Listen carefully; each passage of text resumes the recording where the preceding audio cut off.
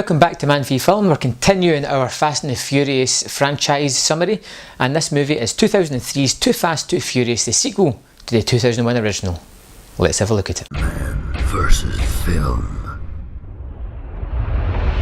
Ex-LAPD cop and current fugitive Brian O'Connor has fled down to Miami to escape his past. Making as much money as he can street racing, he's found out by Monica, a customs agent, who he really is, and he is drawn back into the world of police force and forced to go undercover to expunge his record. The only way he's willing to do this is if he can bring in someone that he's worked with before, someone that he trusts and someone that knows that he's got his back, and that person is Roman. Now Roman, played by Tyrese Gibson, is a down in his luck, hard as nails, ex-convict thug and currently under house arrest. He jumps at the chance to make this deal even though there's bad blood between him and O'Connor. O'Connor, Roman and Monica must work together to bring down the deadly bad guy and drug smuggler Verone, played by Cole Hauser.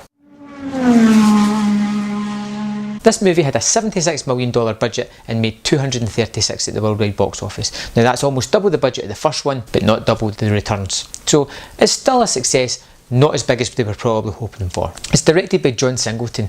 Now John Singleton burst onto the scene with Boys in the Hood, which is a fantastic movie, and he followed it up with two movies that I really enjoy. He did other things, but two that I'm going to pick out from his filmography are Four Brothers, which stars Mark Wahlberg. If you're interested in that, you should check it out, and also Shaft, starring Samuel L. Jackson, which is a fun movie as well. Christian Bale is the bad guy in that one. So let's talk about the movie. Vin Diesel has left and he's been replaced by Tyrese Gibson's Roman character, and this is the film's secret weapon, because I think Roman is one of the best characters in this whole series. He steals almost every scene that he's in, and he is both hilariously funny but really intimidating and threatening at the same time, and it's a strange combination, but it really works on the screen. Also added to the cast is Ludacris. He'll be coming into the movies a little bit later on, and he's a welcome addition. He's a kind of brain man, the man behind the scenes that sets up the street racing, takes his bit of cut, and owns a body shop as well. He's got his fingers in just about every pie that he possibly can, and it's an interesting character and a fun one.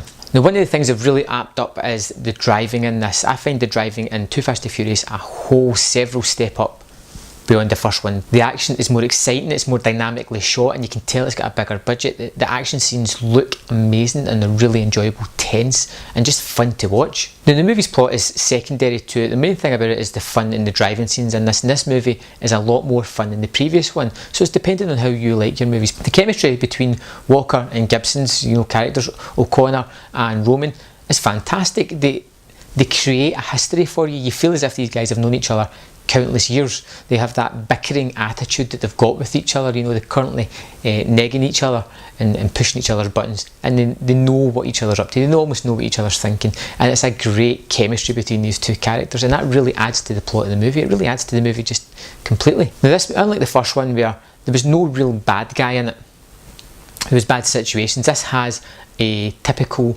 bad guy, a forefront character who's maniacally evil. He is the nasty bogeyman of the movie, and that is Verone, and he's played by Cole Hauser, who does an excellent job in having that smarmy, threatening, snake-like appearance. He's threatening, and he could kill you without a second thought at any point if he really wanted to. Overall, I find it really hard to pick in this movie. I think it's one of the best of the Fast and the Furious franchise, and I really enjoy it. I think a lot of people out there think it's one of the worst, but not me. If you take the movie just pure fun, and the characters that it introduces into this world, it does really well. It is a staple and it is a landmark in this franchise. I think it's a fun movie. Overall, Too Fast, Too Furious is a great, fun, action-packed popcorn movie. It really ups the ante on everything in the first movie, and in my opinion, betters it. And that's why I'm going to give it 4 out of 5. Come back and see us next time. We will be reviewing The Fast and the Furious Tokyo Drift, a movie I've not seen in years and I'm really quite interested in revisiting. And also, if you want to get these updates sooner rather than later, if you click the subscribe, you'll get a little email to let you know when they're uploaded.